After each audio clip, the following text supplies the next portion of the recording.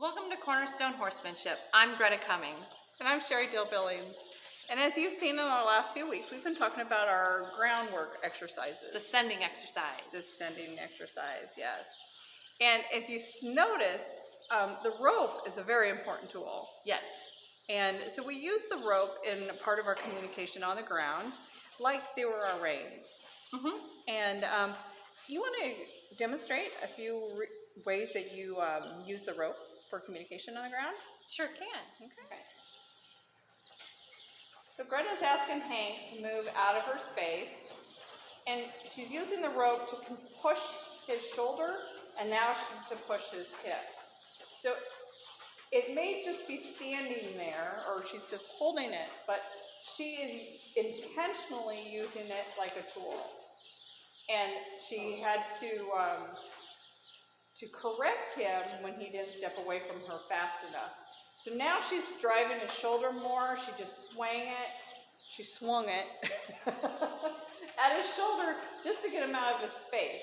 You notice she didn't have to snap him with it, but if he didn't get out of her space, she could reach out and touch him with it and use it like a communication tool, like two horses out in pasture getting after each other.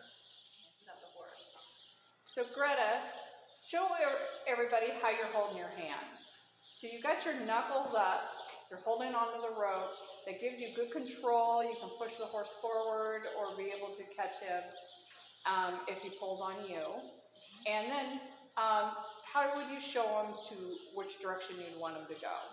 So I'd want to take the hand that has the horse in it and point them in the direction I would want them to go, or this way. He's backwards from me, but always the hand connected to the horse. Right. And then show how you would encourage him, ask him to move forward. Right, so after I've shown him the way I want him to go, if he doesn't move, I'm going to raise my tail. That's a warning of, I mean it. This is a raise of energy, is what this is. So she's asking him to move his feet. And if he still refuses, I'm going to increase the energy with a swing. About 1, 2 is about all that I give them.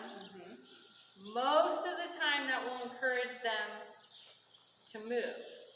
But if not, then we have to come in with the correction of move now, and we actually will bite the horse. And Hank understood that, because some of the reason why we put those knuckles on top is it's the swing over.